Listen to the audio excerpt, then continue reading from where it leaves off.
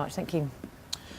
Let's have a look at the papers, shall we? Vicky Beeching joins us now, writer and theologian. Good morning to you. Good morning. We'll look inside with you in a moment. Of course, many of the papers on their front pages were dealing with the missing story of Mikhail, which of course has changed just after midnight. But we'll look at some of the front pages, shall we? The Independent has a picture there of some of the people who were looking for Mikhail yesterday. And they have a story here called A Call of Duty. They're talking about displaced civilians from Syria, a situation which they say is growing ever desperate. Front page of the Daily Telegraph. Their main story is a sort of interview I think they've got with Nick Clegg telling the Prime Minister David Cameron must be honest and upfront about plans to build 2 new garden cities in Kent and Buckinghamshire. Nick Clegg talking to them. That's Zara Phillips, who of course had a baby girl yesterday. She managed to leave the hospital before the photographers got there, so that's an old stock picture. Contrast that with Kate back in the summer with the world. Quite different. Cameras were there outside the hospital in London. Interesting story on the front page of the Mail, actually, about Kate and William, saying Kate and Will's Inc.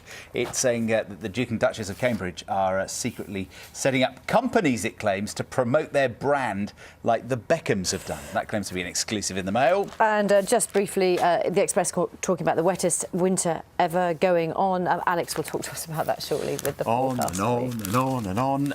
Let's see this story, Vicky, in the Times that's caught your eye.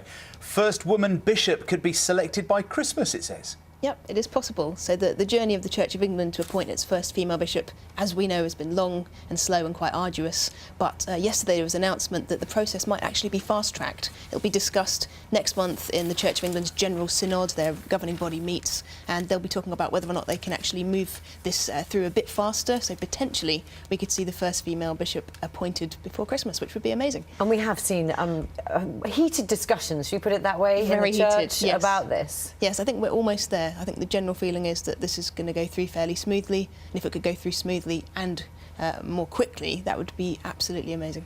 And as a theologian, are there any obvious names that we should wait for? Any? I think it could be a surprise. I don't know. I mean, there is a list of front runners. I know them all. I know all their names, but I think you never really can be sure. I mean, there's people that are kind of serving the church in slightly less visible positions who I think are very deserving as well. This is a sad story about a young girl called Tallulah who committed suicide, 15-year-old, and it's there's a lot of talk about whether this had to do with activity on the internet. Yes, a lot of the academic research I do looks at the ethics of technology and how it's affecting us, and especially when it comes to kids, we can see it having a really powerful effect on their lives. After this young girl, Tallulah, tragically took her life, her mum discovered she'd actually had a whole secret life as a very popular blogger on the network Tumblr, and there was a real culture on there of self-harm, almost competitive, of teens comparing the harm they'd been doing to themselves, and it's really a wake-up call for parents, I think, to realise that the internet is very real, it plays a very real part in teens' lives, and we need to make sure we're looking after them and asking them questions about what's going on the internet. And I suppose some of it is trying to know, knowing what they're doing as well, because it's tricky, isn't it? And making it part of family conversation in the same way you'd say, how's things at school? It's got to become part of our normal parlance to say, how's things on Twitter, how's things on Facebook, how's things on Tumblr? Realise how serious a part of kids' lives it's becoming, and that it can have tragic consequences. And often the kids know a lot more about it than the parents, don't they, about the different sites. This picture, I don't know what the sunrise is like where you are this morning. According to Alex's weather, not great. But in Beijing, they've got a way around that, haven't they? Absolutely terrible. So they're suffering from some toxic smog at the moment, and they're so deprived of natural light. They've actually put these screens up where they're showing virtual sunrises so that people can actually come to them and get a bit of natural light, and they're proving very, very popular. Natural, kind of natural. Virtual, natural sunlight's the best they've got. Visibility is only a few hundred yards over there at the moment.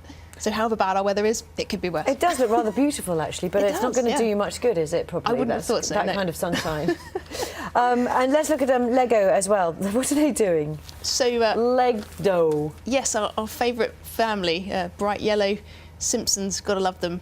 They are celebrating the 25th anniversary of their show, and to mark this amazing occasion, they have been created as a Lego series. You can get the whole house, the whole family, and they're actually going to do a special Lego episode to mark this 25th anniversary of the whole show.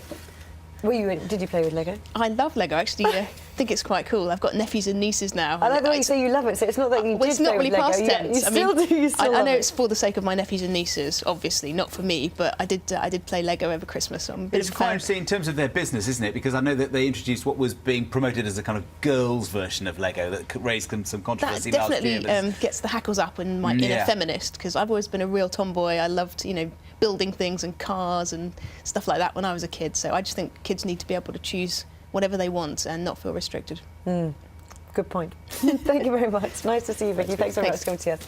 Coming up.